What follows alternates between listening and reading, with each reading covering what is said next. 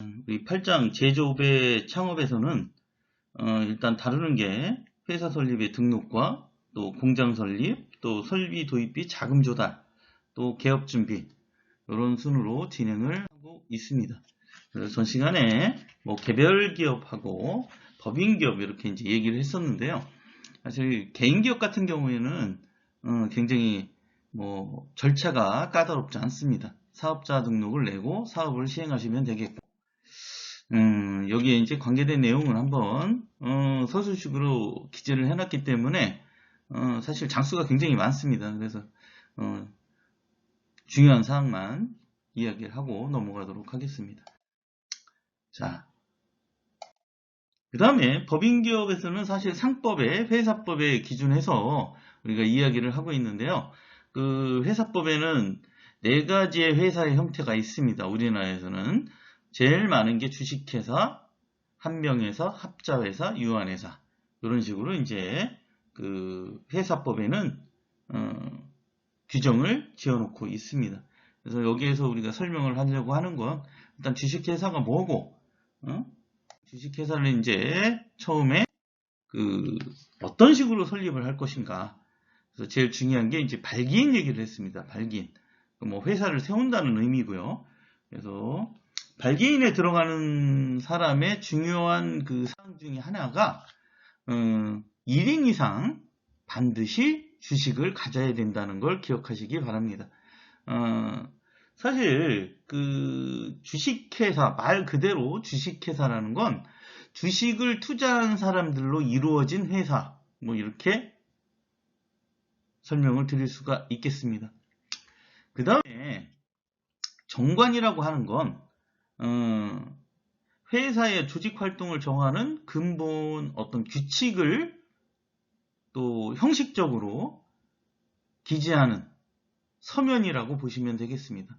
말하자면 우리가 어떤 모임이나 아니면 뭐 협회 또 기타 등등 우리가 이제 어떤 단체나 조그만 조직들을 만들 때도 항상 맨 먼저 하는 게 요 정관 작성입니다.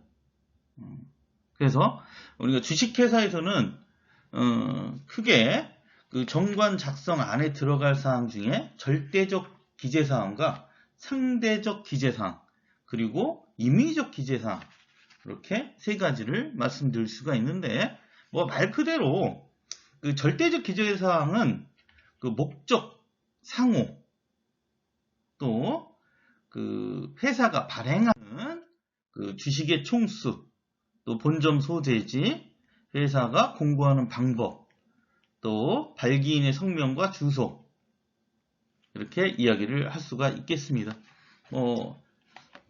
워낙 장수가 많기 때문에 간단간단 설명드리고 넘어가도록 하겠습니다. 목적이라는 건 말하자면 어떤 그 회사가 어떤 사업을 하려고 하느냐에 대한 얘기를 하는 거예요. 그래서 뭐 건설업이다, 제조업이다, 유통업이다, 뭐 기타 등등 어떤 사업을 할 것을 기재를 하는 내용이 되겠습니다. 그 다음에 제일 중요한 게 또 이름이잖아요. 상호란 상인이 영업상 자기를 표현하기 위해서 사용하는 명칭을 통틀어 얘기를 합니다. 그렇지만 여기에서 이제 상호에서도 우리가 이제 회사를 설립할 때 등본상에 꼭 나와야 되는 것 중에 하나가 이 절대적 기재사항이에요. 그래서 상호도 뭐 특징은 뭐냐면 뭐 예를 들어서 어떤 등기소, 이 회사의 본점이 소재하고 있는 법원의 등기소에 설립 허가를 하는데 상호는 동일 상호를 뭐 사실은 한 글자라도 틀리면 뭐 상호를 쓸 수가 있습니다. 그렇기 때문에 똑같은 뭐 상호를 그대로 쓴다면 안 되지만 뭐 한자라도 틀리면 뭐 상호로 쓰는 데는 문제는 없다고 보실 수가 있겠습니다. 자, 그 다음에 그 회사가 발행할 주식의 총수입니다. 발행할 주식의 총수란 그 장래 발행하기로 예정하고 있는 주식의 총수. 말하자면 지금 발행이 아니고 미래. 지금은 뭐 우리가 만주다. 그렇지만 미래 뭐 10만 주까지 발행할 수도 있을 거다. 그러면 이 발행할 주식의 총수는 10만 주로 하시면 되겠습니다. 자, 그래서 이사회에서 발행할 수권 주식의 최대한을 의미하는데 발행 예정 주식의 총수라고 보시면 되겠습니다. 자, 그 다음에 한 주의 금액입니다. 한 주의 금액은 뭐 균일해야 됩니다. 여기 그래서 한 주의 금액은 뭐 100원 이상이고 이 기재에 설립사에서 발행하는 주식 총 뿐만이 아니라 뭐 장래 발행할 주식의 액면가로 정하고 있습니다. 말하자면 100원, 뭐 500원, 1000원, 만원 뭐 이런 식으로 이제 기재를 하고 있는데 사실 우리가 그 발기 설립할 때 되게 많이 하는 금액이 뭐 만원 단위라고 보시면 되겠습니다. 물론 뭐 나중에 벤처기업이라든지 이런 거 할 때 뭐 500원이나 뭐 100원으로 기재를 하기도 하지만 뭐 그러면 이제 그 예를 들면 지금 이제 그 자본금의 그 한도는 과거에는 뭐 5천만 원, 또 벤처기업은 3천만 원 이렇게 했지만 사실은 상법에서 이 자본금의 규정 자체가 없어졌습니다. 그래서 뭐 100만 원짜리 회사도 만들 수가 있겠고 뭐 하여튼 차차 말씀을 드리고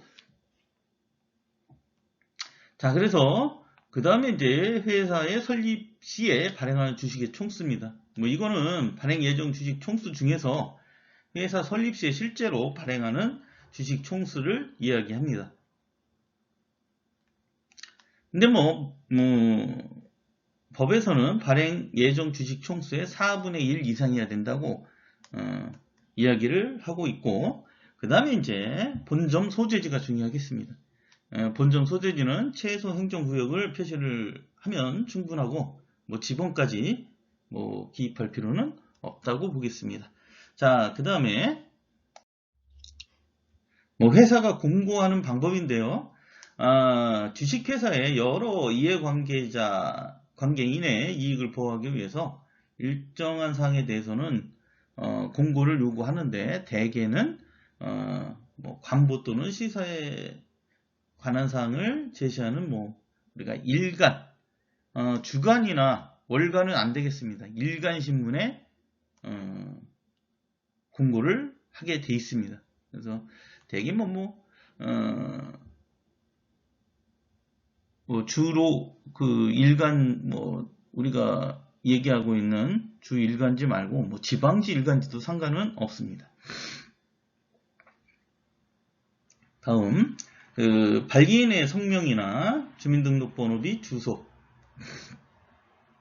발기인이 누구인지에 대해서 그 동일성을 확증하기 위한 기재 방법에 해당이 됩니다. 뭐 특별한 제한은 없고요. 자, 그 다음에 중요한 게 이제 상대적 기재사항입니다. 상대적 기재사항이란 정관에 기재하지 아니하여도 정관 자체의 효력에는 아무런 영향을 미치지 않습니다. 그 사항을 정관에 기재하지 않으면 회사와 주주에 대한 관계에 있어서 효력이 발생하지 않는 사항을 이야기하는 것입니다. 자, 뭐 발기인이 받을 특별이익, 우리가 특별이익은 회사 설립에 의한 발기인의 어떤 공로에 대해서 회사가 주는 특별한 이익이라고 하겠습니다. 그래서 말하자면 이익배당이나 자녀재산의 분배, 또 신주 인수에 관한 우선권, 또 회사의 설립비용에 관한 특권 등을 예로 들 수 있겠습니다. 그 다음에 이제 현물출자. 현물출자는 우리가 사실은 이제 금전은 현금 출자입니다. 그래서 금전 이외의 재산으로서 만든 출자를 이야기합니다. 주식회사에서는 금전 출자가 원칙입니다. 그 다음에 현물 출자는 예외로 정관에 그에 관한 규칙이 있는 경우에만 인정이 되고 현물에 대한 적절한 평가가 선행돼야 됩니다. 그래서 회사 설립 시 현물 출자를 하는 경우에는 현물 자산에 대한 감정을 먼저 받아야 됩니다. 감정. 그래서 개인 기업으로 이제 운영하던 중에 현물 출자에 의한 법인전을 하는 경우에는 보다 적정한 현물 출자 가액 산정을 위해서 뭐 회계사의 감사 보고서가 필요하기도 합니다. 정관에는 현물 출자의 성명과 출자 목적물인 재산의 종류, 수량, 가격, 또 이에 대하여 부여할 주식의 종류와 수를 기재하기도 합니다. 이래서 목적물인 재산은 그 동일성을 파악할 수 있을 정도로 구체적으로 특정하여 기재하셔야 되겠습니다. 또 재산 인수, 회사 설립이 된 후에는 회사가 특정인으로부터 일정한 재산을 매수할 걸 약정하는 것을 재산 인수라고 합니다. 발기인이 설립 중인 회사를 위해서 회사의 설립을 조건으로 특정 재산을 양수할 것을 내용으로 하는 계약이라고 하겠습니다. 자, 설립비용과 발기인의 수. 회사의 설립 사유를 집행하는 데 필요한 비용이고, 정관의 작성, 인증, 주식 청약서, 기타 필요한 서류의 인쇄, 또 설립 사무의 임차료, 또 설립 사무를 위한 통신비, 비품, 인건비, 또 광고비, 주식 납입, 지급한 은행이나 신탁회사 등에 지급한 수수료라든지, 창립 총회 소집 비용, 현물 출자의 목적물을 감정인에게 대해서 감정시킨 경우 그 비용을 포함하고 있습니다. 말하자면 물적 회사의 설립 절차는 인적 회사인 우리가 회사의 종류 중에 한명회사와 합자회사의 설립 절차보다 훨씬 복잡해서 정관의 작성에서부터 설립 등기를 종료하기까지 상당한 비용을 필요로 하고 있습니다. 여기에서 우리 설립 비용이란 회사의 설립 사무소에 소요된 경비가 되므로 회사의 설립 시까지만 발생된 비용이라고 보시면 되겠습니다. 그래서 말하자면 그 이후의 비용은 설립 비용이 될 수가 없다 보시면 되겠습니다. 자, 세 번째 임의적 기재사항입니다. 자, 이건 정관에 기재할 것인가 기재하지 않을 것인가를 완전히 회사의 자유의사에 맡기는 사항이라고 하겠습니다. 발행 주식의 종류, 주식의 어떤 명의개서 등의 절차, 주권의 재발행에 관한 사항, 주주총회의 의장이라든지 이사, 감사의 수, 사업 연도, 주권 볼소지 제도, 예를 들면 이사의 수는 상법상 3인으로 되어 있다.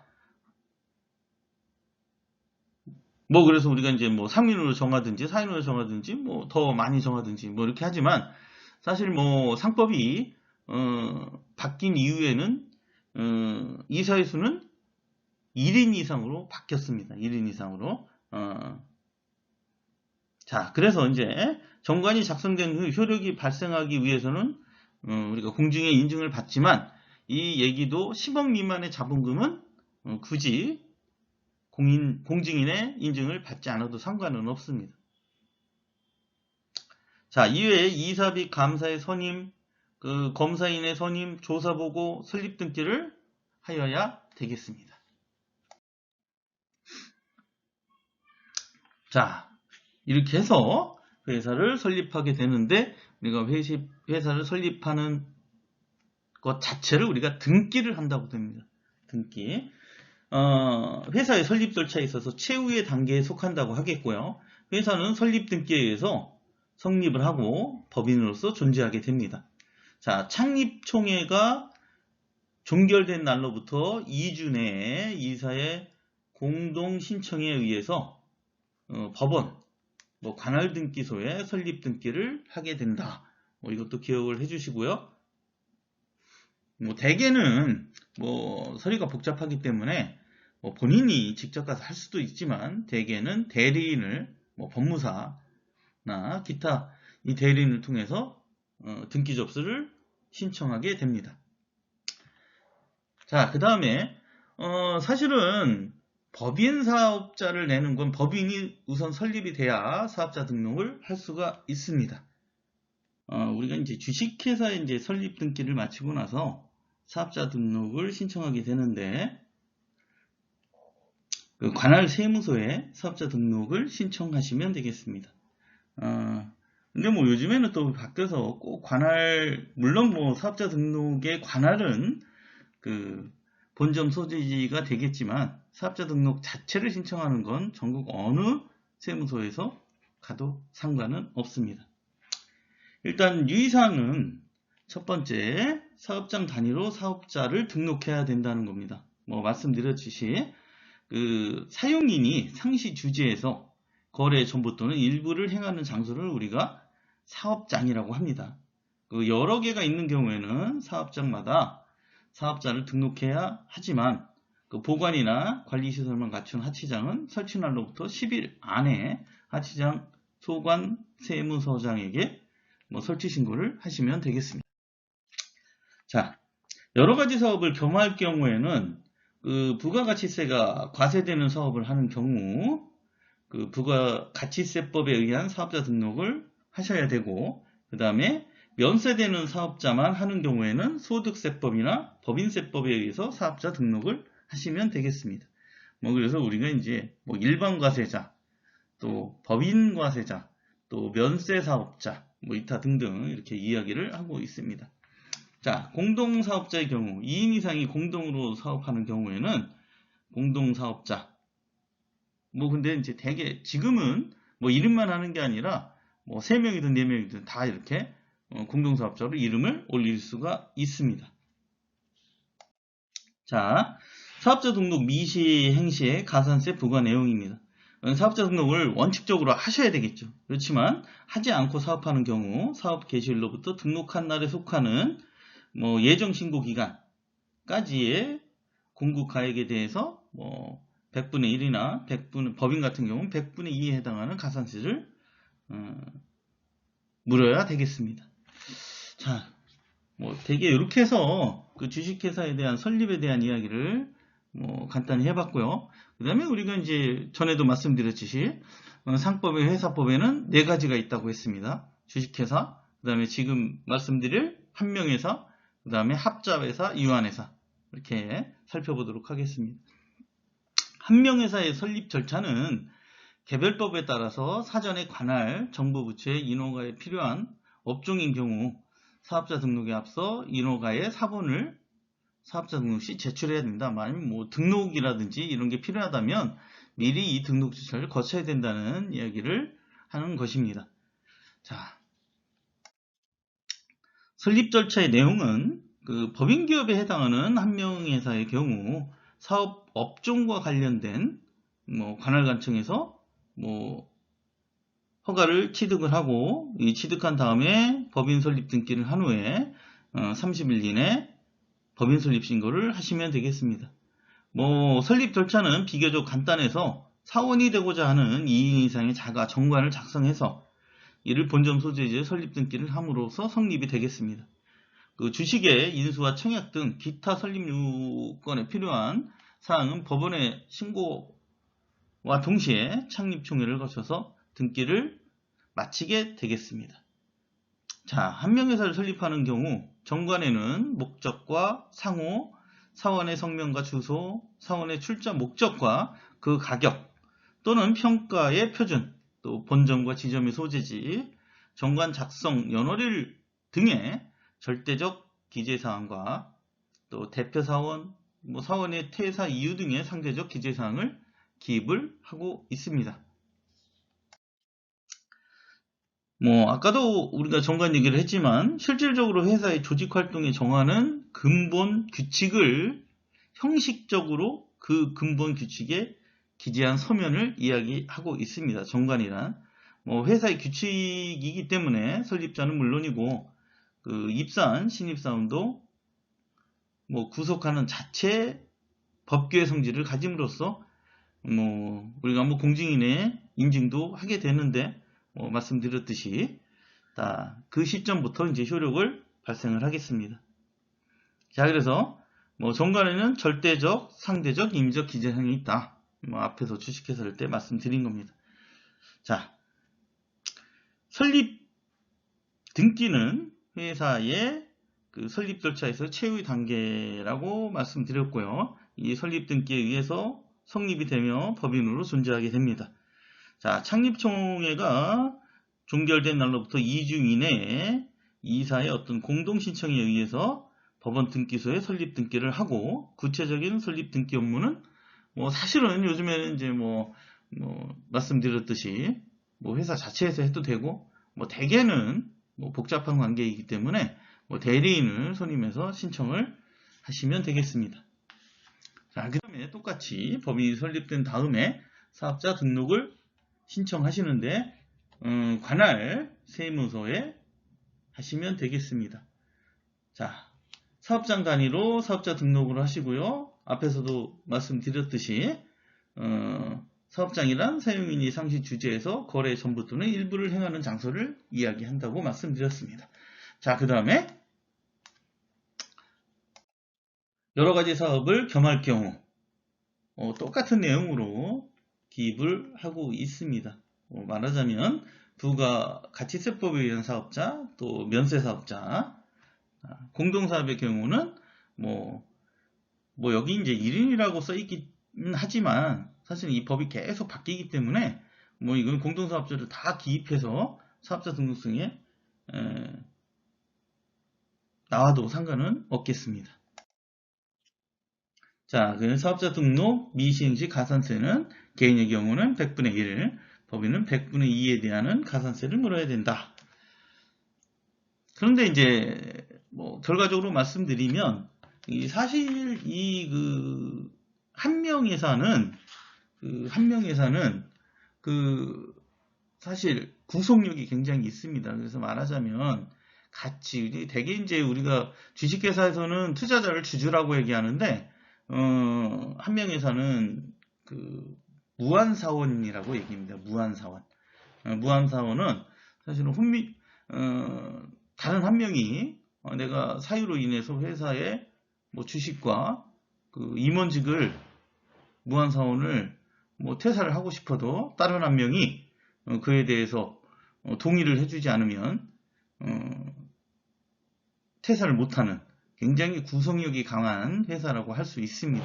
그래서 대개 요즘에는 한명회사는 거의 등록을 안 하고 있다, 이렇게 말씀드릴 수가 있겠고요. 그 다음에 하나는 이제 합자회사입니다. 개별법에 따라서 사전에 관할 인허가를 받고 하는 업종, 우리가 이제 등록이라든지 이런 걸 이야기한다고 말씀드렸습니다, 앞에서. 자, 그걸 가지고 이제 우리가 사업자 등록을 신청할 때 같이 법인 등기부 등본과 제출하시면 사업자를 등록할 수가 있겠습니다. 자, 그 다음에 대개 설립 절차는 거의 이제 비슷합니다. 비슷한데 여기에서 이제 무한책임사원이냐 유한책임사원이냐 이런 것들에 따라서 이제 약간 법인의 차이가 있을 수 있습니다. 특징적으로. 자, 나머지는 거의 비슷하다고 말씀드릴 수가 있고요. 자, 회사 설립 등기하는 경우에는 정관의 목적 상호, 사원에, 여기는 이제 우리가 합자회사는 무한책임사원과 유한책임사원, 이렇게 이제 같이 공동으로 설립 등기를 하실 수가 있습니다. 그럼 우리가 이제 대개 사원이라는 얘기를 많이 쓰고요.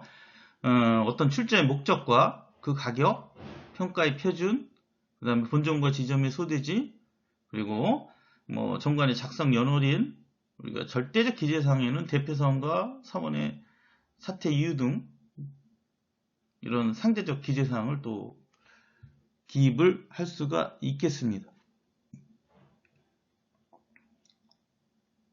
자, 그래서 설립 등기를 하실 때 중요한 것 중에 하나가 이 한명회사인 경우에는 대표사원을 선임할 때는 사원 총회의 의사록이나 대표사원 선임 동의서, 또 인감 증명, 또 출자 수치 증명서, 위임장 이제 첨부 서류가 되겠습니다. 자, 그 다음에 정관의 작성은 앞에서 말씀드린 대로 동의하기 때문에 넘어가도록 하겠습니다. 자, 그 다음에 법인 설립 등기. 사실은 법인이라는 건 우리가 이제 개인인 경우에는 주민등록번호가 이제 출생을 하면서 발생이 되지만 법인 같은 경우는 설립 등기에서 1로 시작하는 주민등록하고 숫자 단위수는 똑같습니다. 그래서 이렇게 이제 우리가 말하자면 회사가 태어난다고 보시면 되겠습니다. 자, 태어나야 우리가 그 다음에 연계되는 사업자 등록을 신청하실 수가 있겠습니다. 자, 뭐 대개 요 법인 설립 등기와 정관 작성, 그 다음에 사업자 등록 신청, 또 이 내용에 대해서는 굉장히 대동소이합니다. 그렇기 때문에 넘어가도록 하겠습니다. 자, 그 다음에 마지막 회사의 종류에는 유한회사가 있습니다. 유한회사. 뭐 여기도 이제 그 내용에는 이제 공통된 내용이 해당이 되고요. 유한회사는 유한책임사원으로 중심이 돼서 이제 설립하는 경우라고 할 수가 있겠습니다. 다른 내용은 대동소이합니다. 그래서